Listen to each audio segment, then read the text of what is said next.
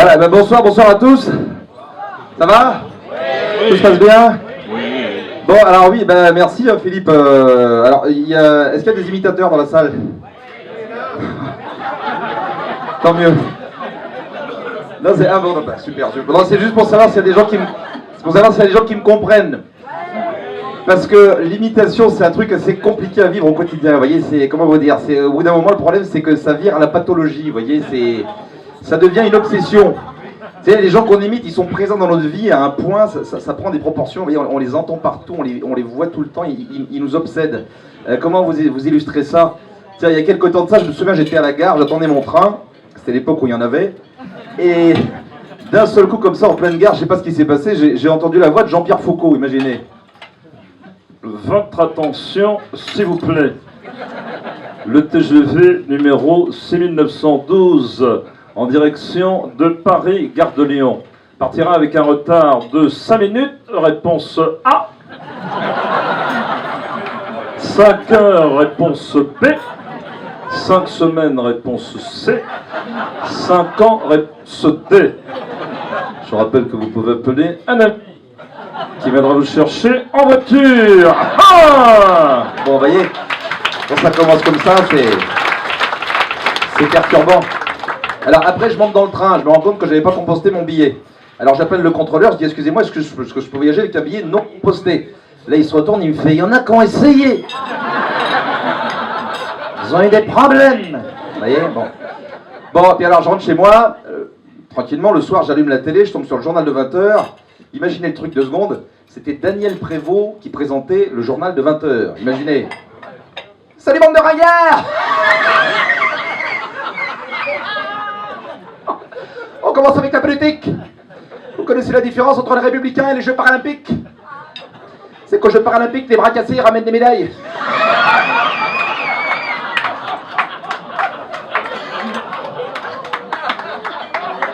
Bon, j'exagère, hein. J'exagère. Chez les Républicains, il y a encore des lumières.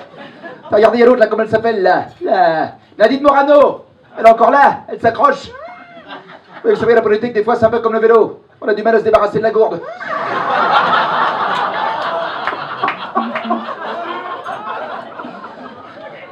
Bon, j'exagère. Ah, surtout, l'extrême droite, c'est pas mieux. L'extrême droite, c'est quoi, là?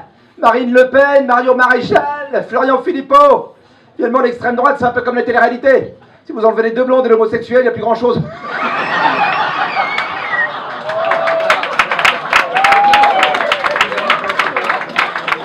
Bon, la gauche, on n'en parle même plus. Vous connaissez la différence entre le Parti Socialiste et Johnny Hallyday? C'est qu'au Parti Socialiste, personne ne réclame l'héritage.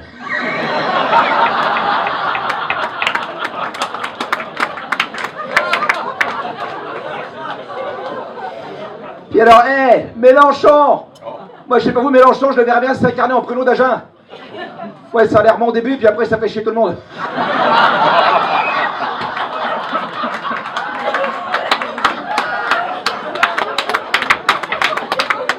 Alors, du coup, les Français votent pour Macron. Les Français votent pour Macron. En même temps, c'est un peu normal, ça. Hein? En France, depuis les années 70, c'est un vieux fantasme de se faire baiser par Emmanuel.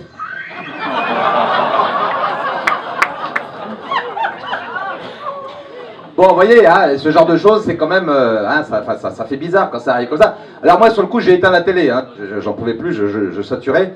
J'ai dit, j'allais me reposer, je suis allé rejoindre ma femme dans la chambre. Bon, tout se passait bien. Jusqu'au moment, dans l'intimité, il s'est passé un truc très étrange. Comment vous dire, j'avais l'impression qu'elle avait chopé la voix de Didier Deschamps. Alors, je vous laisse imaginer 2 secondes. C'est violent, hein, on se met en condition. Imagine comme ça, juste après un débat sexuel torride. La femme de ta vie te regarde dans les yeux, toi tu te lâches un peu, je sais pas que tu lui fais, tu improvises, tu lui fais alors, heureuse. Et elle là, elle te répond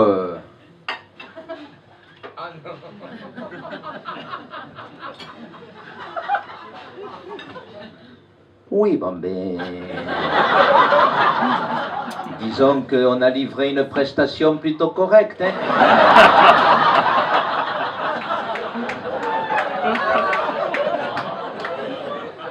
Après, il n'y a pas de quoi s'enflammer non plus, hein. Il y a encore quelques petits détails à revoir, hein. Bon, déjà, j'ai trouvé bizarre que la totalité de la rencontre ait duré que 3 minutes, hein.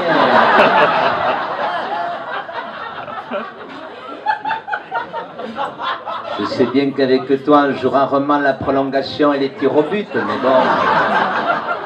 Moi, je te préviens, hein, la prochaine fois, si tu es fatigué comme ça dès le début du match, moi, je fais entrer un remplaçant tout de suite, hein.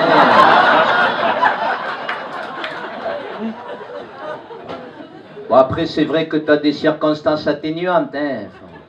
Oui, il faut reconnaître que la pelouse est en très mauvais état.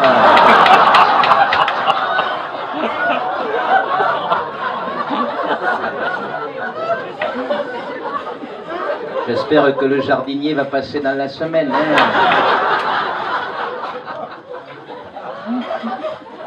Faudrait qu'on trouve un docteur aussi quand même, hein, qui te donne un petit remontant avant le prochain match, hein, si tu vois ce que je veux dire. Tiens, tu veux pas qu'on appelle le docteur de la télé, là? Comment il s'appelle? Michel Simès. Tiens, attends, je crois qu'il arrive, Michel.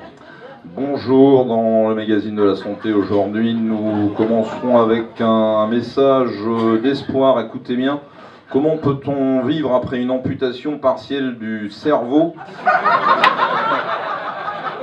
et 2 greffes de visage? Nous verrons que c'est possible avec le témoignage exclusif de Franck Ribéry.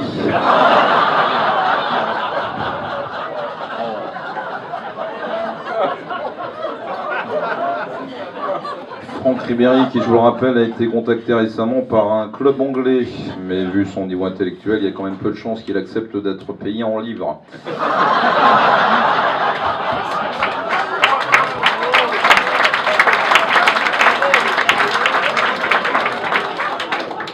Et puis nous parlerons des bienfaits de la chirurgie esthétique avec les frères Bogdanov.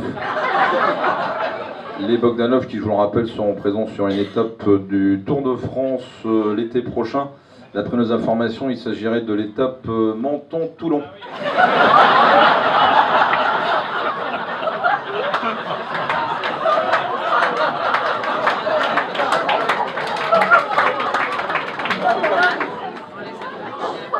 La question d'internaute également, elle nous vient aujourd'hui de Tahiti. Elle émane plus précisément de Monsieur Peuplu. Jean Peuplu, de Papété.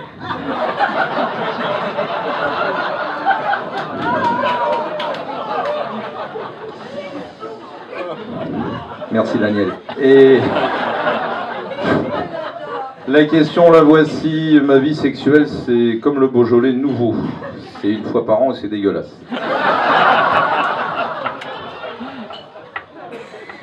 En plus, je souffre régulièrement d'éjaculation précoce depuis un petit moment. Que dois-je faire à votre avis?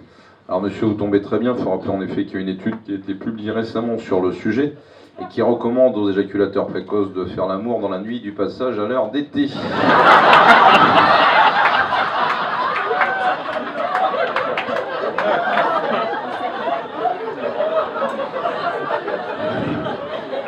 On rappelle en effet que c'est la seule nuit de l'année où l'éjaculateur précoce peut commencer à faire l'amour à 1h59 et finir à 3h01.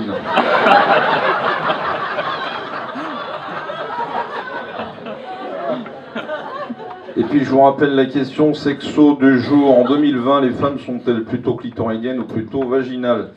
On a posé la question à Nabila, elle a répondu aucun des deux, je ne m'intéresse pas à la politique.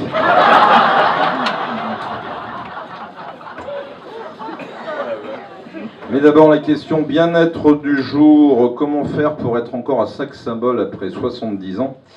Nous allons étudier la question tout de suite avec Chantal Latsou, qui est notre invitée aujourd'hui. Chantal. Bonsoir, bonsoir à tous. Ça va, ça se passe bien? Vous allez bien mes chatons? Tout se passe bien? Quelle ambiance de merde. C'est dommage, regardez, je me suis fait très belle pour vous, en plus je sens très bon, j'ai essayé un nouveau parfum aujourd'hui, il est divin, tu sens ça mon chaton? Ça sent bon? J'en ai mis absolument partout. C'est Coco Chanel qui disait toujours, parfumez-vous partout, vous voulez être embrassé. Du coup j'ai pas tardé à vous laisser parce que ça me brûle très très fort.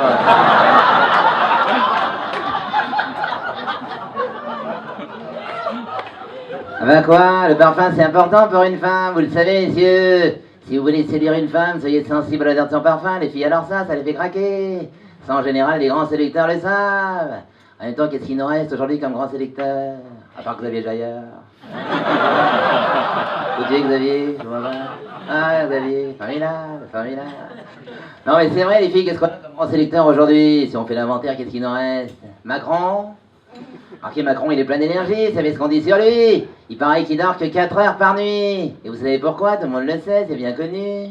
Grand-mère sait faire un bon café.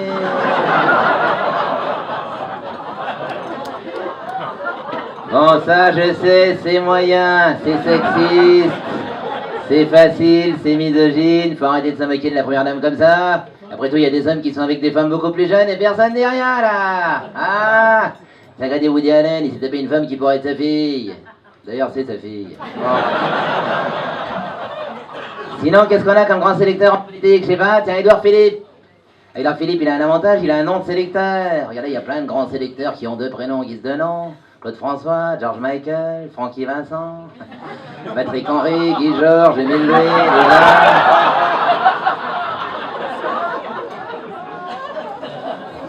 Sinon, qu'est-ce qu'il y a d'autre?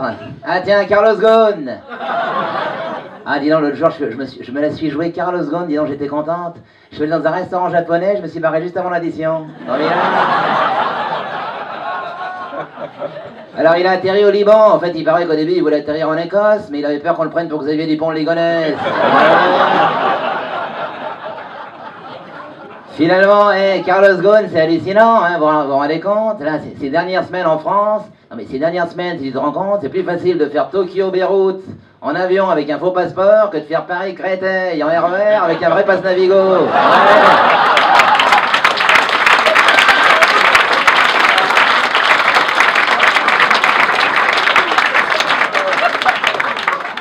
Bon après, il faut dire un truc, en matière d'homme politique séduisant, on est quand même mieux lotis qu'à l'étranger. Tiens, par exemple, vous connaissez la différence entre les États-Unis et Marseille? Bah c'est qu'aux États-Unis, le Vieux-Port, ils l'ont élu président.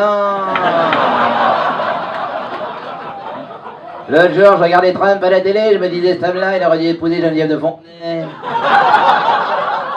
C'est vrai, quand on a une serpillière sur la tête, autant se marier avec une femme qui a un balai dans le cul. On est complémentaires. Non, moi, les grands sélecteurs, j'y crois plus, les filles. J'ai fait mon deuil, j'y crois plus. Regardez comment on se fait draguer aujourd'hui. L'autre fois, moi, j'arrive dans une soirée comme ça, il y a un type, il arrive, il me fait « Ah, c'est marrant, plus je bois et plus je vous trouve belle. » Ah bah j'ai dit « C'est gentil, mon chéri, ça doit être ça qu'on appelle les verts progressifs. »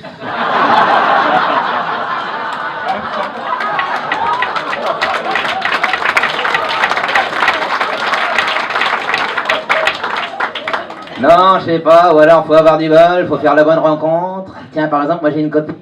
Apparemment, elle a trouvé le bon il y a quelque temps. Ça va être un grand séducteur. Elle s'appelle Véronique Sanson.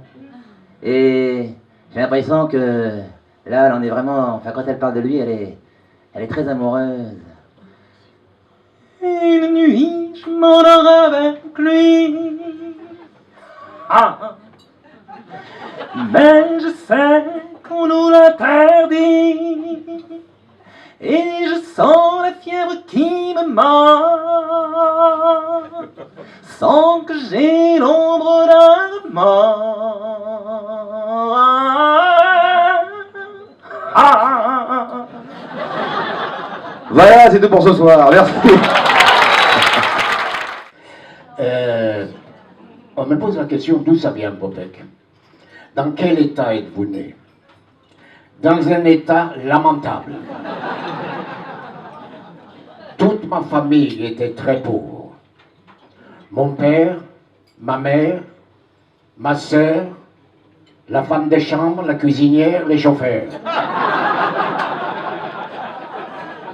Ça, je savais que ma pauvreté vous ferait rire. C'est parce que j'ai pas voulu vous attrister avec ma vérité. Moi, en vérité, je suis né à Paris, à Barbès-Rochechouart. Il y en avait beaucoup à l'époque, il y en avait beaucoup de juifs à Barbès-Rochechouart. Enfin, je vous parle dans un temps, c'était bien avant que les Arabes chassent les juifs vers les beaux quartiers. Et moitié polonais de Varsovie par ma mère, et roublard et roumain de Bucarest par mon père. D'où mon prénom polonais, tu le connais toi Daniel, Jutka. En français ça se prononce et ça s'écrit Jitka.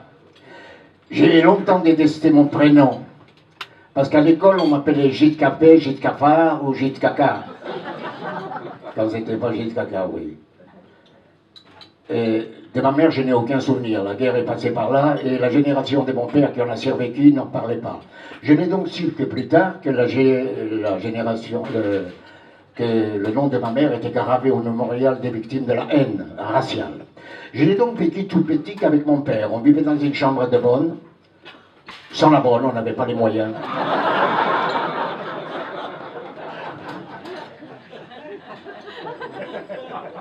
C'est ainsi qu'un jour je suivis l'enterrement d'un banquier célèbre, le baron de Rothschild. Au cimetière, je pleurais à vous fendre l'âme. Une dame très distinguée s'est avancée vers moi, elle m'a demandé « Vous êtes de la famille ?» J'ai dit « Non madame, c'est même pour ça que je pleure. »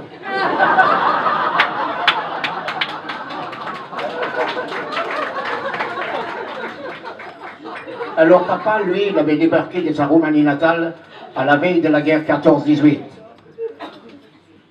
Il s'est immédiatement engagé dans l'armée, où il a été naturalisé très vite, j'ai l'acte de naturalisation par le président à l'époque, qui était Falière, et garde des Sceaux, Louis Barthou, si les anciens se souviennent. Le recruteur a demandé à mon père son nom, son prénom. Le prénom de mon père, c'était Yankou. En français, ça se prononce et ça s'écrit Janky. Alors le recruteur lui a dit, j'ai déjà rencontré des gens cons, mais un Janky, c'est la première fois. Mon père, qui s'exprimait déjà pas mal en français, lui a dit, moi, des gens cons, je n'en ai pas encore rencontré, alors très heureuse de vous connaître. Mais vous savez que les histoires drôles sont souvent tirées d'histoires tristes. Parce que je me rappelle que mon père m'avait emmené voir la première version de la tragédie du Titanic. Je devais avoir 5 ans, je crois, 6 ans. À la sortie du cinéma, j'ai dit à mon père, papa, pourquoi sur les bateaux, le capitaine criait « les femmes et les enfants d'abord » Mon père me dit, parce que quand il y en a un naufrage, on dit toujours « les femmes et les enfants d'abord ». Parce qu'après ça, les requins n'ont plus faim. Des fois, je me demande si je n'ai pas hérité de l'humour caustique de mon père qui m'avait fait faire mon portrait quand j'avais 2 ans en costume des marins. C'était la mode à l'époque. On mettait les enfants en costume des marins et mon portrait trônait sur la chambre, sur les murs de la chambre. Et un jour, on était dans l'autobus, assis à côté d'un militaire. Il paraît que j'ai fait rire tout l'autobus parce que j'ai dit, en désignant les militaires, regarde papa, il n'a pas honte, lui à son âge d'être encore en costume des marins. Et donc, si vous voulez, ça se transmet de père en fils, parce que je vois mon fils, qui avait cet âge-là aussi, j'étais à table avec ma femme, quand ma femme me dit, en désignant mon fils, il a encore eu une mauvaise note de conduite. Je dis, t'as encore eu une mauvaise note de conduite? Et pourquoi? Mais papa, c'est parce que c'est pas moi qui les mets les notes. Ça, c'est une réponse intelligente. Très intelligente.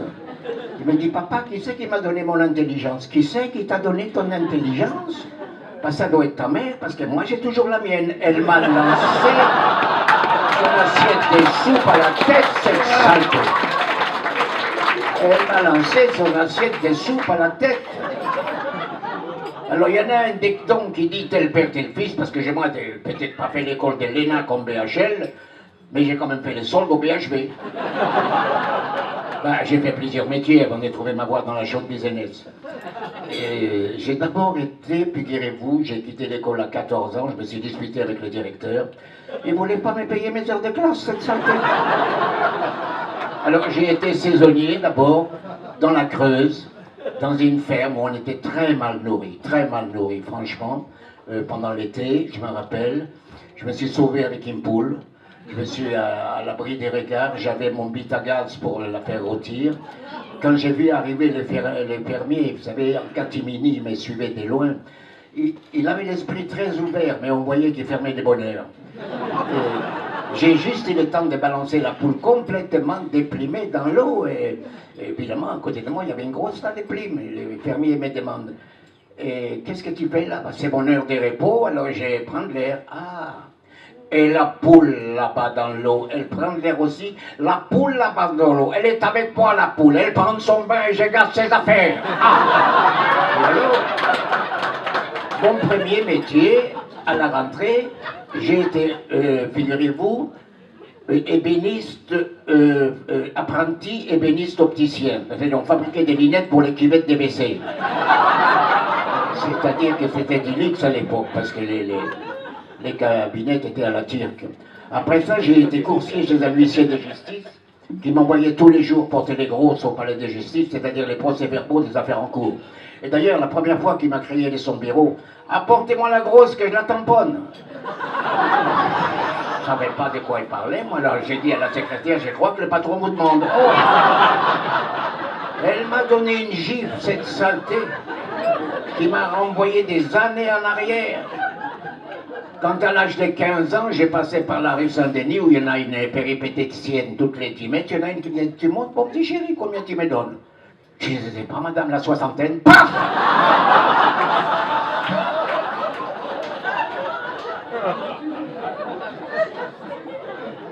Et c'est de là que j'ai travaillé avec un marchand forain qui vendait des caleçons molletonnés. Oui, oui. Et qui m'a dit, si tu vends ton baratin comme tu vends tes caleçons, tu peux faire l'artiste. Ça a été le déclic. Ça a été le déclic. Une nuit comme Beethoven qui a entendu pom pom pom pom, j'ai entendu pom pom pom pom. Je me suis dit, c'est un signe. C'est un signe comme Moïse, quand il est monté sur le mont Sinaï pour aller chercher les 10 commandements, qu'après le 10e, Moïse a demandé c'est tout. Et que l'Éternel lui a répondu, prends déjà ça, si ça se vend bien, j'en écrirai d'autres.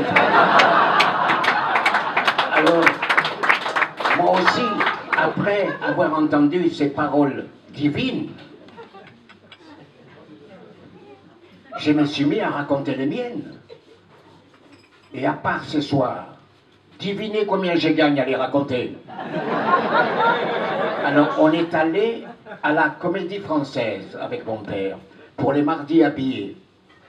Annie Dupéret, je ne sais pas si vous avez sûrement connu ça dans votre toute jeunesse, les mardis habillés de la Comédie Française, ça n'existait plus. Avec les robes longues, le manteau de fourrier en astrakhan. Nous, avec mon père, on était astrakhanés comme on pouvait.